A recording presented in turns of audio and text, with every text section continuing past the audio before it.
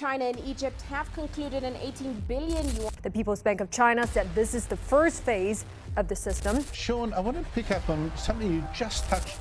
Moving further from it, Russian assets worth about $300 billion. The world is changing faster than ever. Africa, a continent long overlooked in global finance, is now at the center of a monetary revolution.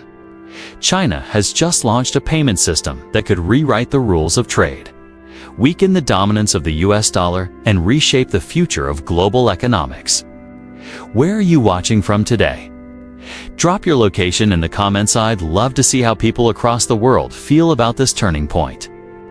Stay with me until the end, because what you're about to hear is more than just news, it's history in the making. Chapter 1. A new chapter in global trade. China's latest move in Africa is not a small step. It is an ambitious plan that directly challenges the system the world has relied on for decades. For the first time, Beijing is rolling out its own global payment network on African soil. This isn't just about making trade easier. It's about building a new financial future where the Chinese yuan, the US dollar, plays the central role. The decision comes at a time when China has already secured a remarkable trade deal with Africa. Just last month, Beijing finalized agreements with 53 African nations, offering them something they had never received before: 100% tariff-free access to the Chinese market. That means African countries can export their products to China without being weighed down by heavy taxes and restrictions. In return, China secures deeper influence and reliable access to vital resources.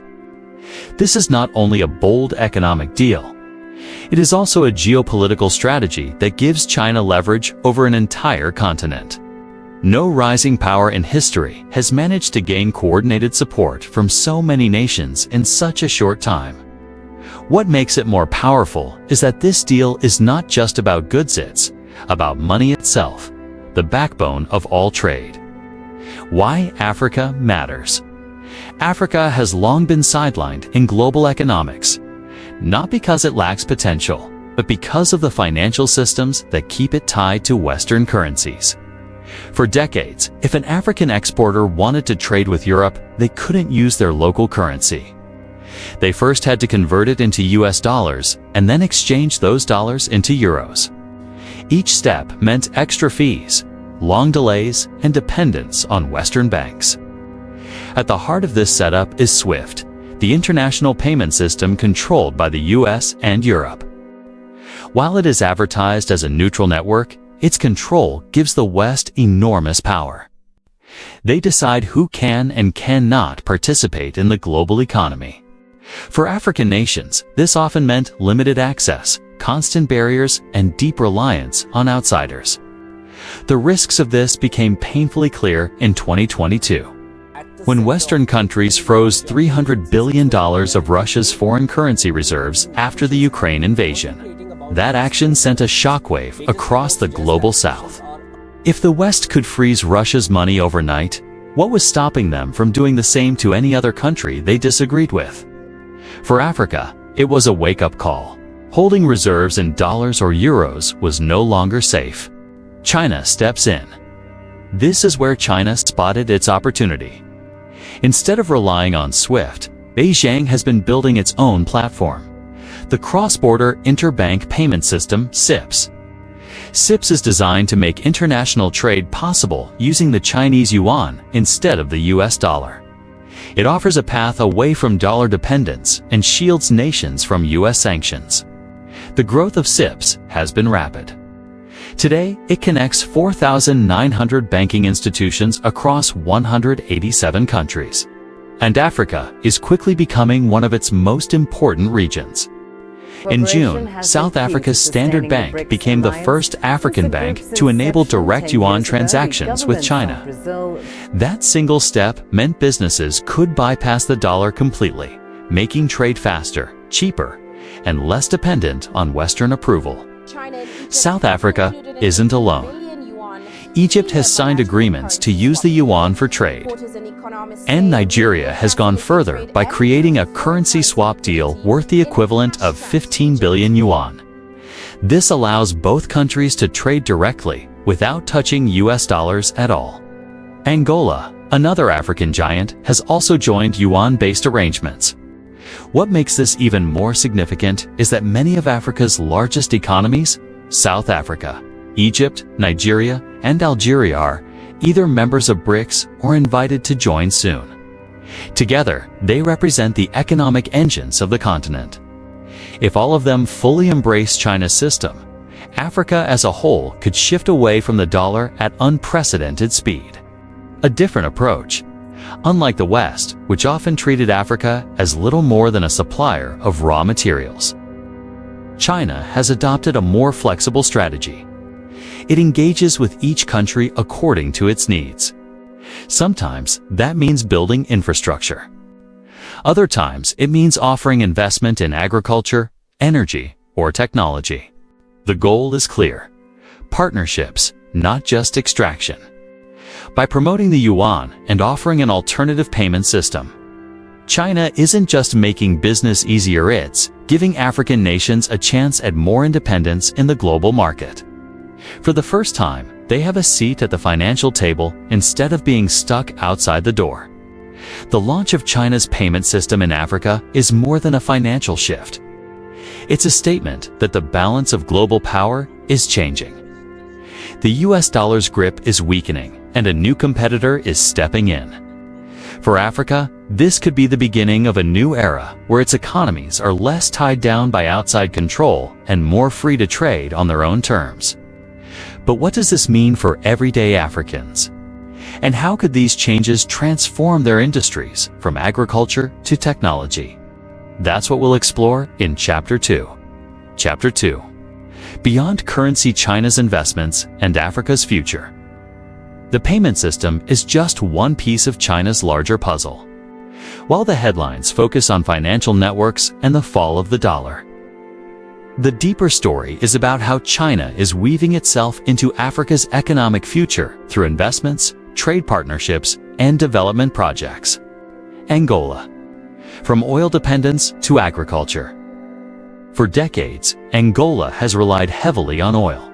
Nearly half of its economy, over 70% of its government revenue, and more than 90% of its exports came from petroleum. This dependence left the country vulnerable to price swings and global shifts toward renewable energy. China recognized both the risk and the opportunity. Instead of continuing the oil-focused relationship, Beiju made a $350 million investment into Angola's agriculture sector. The goal was to help Angola diversify, secure food independence, and create a more sustainable economy. Two major Chinese state-owned enterprises signed long-term agreements to develop tens of thousands of hectares of farmland. One of them, CITIC, pledged $250 million over 5 years to grow corn and soybeans on more than 100,000 acres. Beyond farming, these companies committed to building a seed research center to improve crop yields, attract more investment, and give Angolan farmers the tools to compete globally. For Angola, this wasn't just financial aid. It was a chance to reduce dependence on food imports, which currently make up nearly half of its consumption. For China, it was another demonstration of what makes its strategy different: building partnerships that serve both sides. A contrast with the United States. At the same time China has been expanding, the United States has taken a very different approach. Policies under the America First agenda led to tariffs, cuts in foreign aid, and even the closure of diplomatic missions in Africa. Washington's attention shifted away, leaving gaps in relationships that China was quick to fill. The decline of U.S. influence hasn't only been about economics. Many Africans have also been disillusioned by U.S. foreign policy, especially its strong support for Israel in the Gaza conflict. That stance sparked anger across the continent, further damaging America's image. Positions itself as a reliable partner that respects African sovereignty and avoids lecturing nations on their domestic affairs. By opening its markets and offering duty-free access to products from dozens of African countries, China presents itself as a more consistent and trustworthy ally. While bilateral deals are important, the bigger picture is the role of BRICS, the Alliance of Brazil, Russia, India, China, and South Africa. In recent years, BRICS has invited more countries to join, with Africa at the center of this expansion. South Africa is already a member. Egypt and Ethiopia have been added. Nigeria and Algeria, Africa's third and fourth largest economies, have received invitations as well. If they join, the bloc would include nearly all of Africa's top economic powers. Why does this matter? Because BRICS is actively working on alternatives, too. Western-led institutions like the International Monetary Fund and the World Bank. A larger BRICS presence in Africa would mean more trade in local currencies and the yuan, more shared infrastructure, and less dependence on Western-controlled systems. In short, it would accelerate the move toward de-dollarization, a shift away from the US dollar as the world's primary reserve currency. Perception on the ground. What makes China's rise in Africa even more notable is how ordinary people view it. Across the continent, China's presence is seen in roads, railways, ports, and now farms. Many Africans appreciate the fact that these projects are tangible and visible, unlike Western promises that often came with conditions but little delivery. Polls consistently show that China's reputation is stronger in Africa than almost anywhere else. Whether it's new jobs from infrastructure projects, expanded access to trade, or cheaper consumer goods, people can see and feel the effects of Beijing's engagement. This doesn't mean China's role is free of criticism.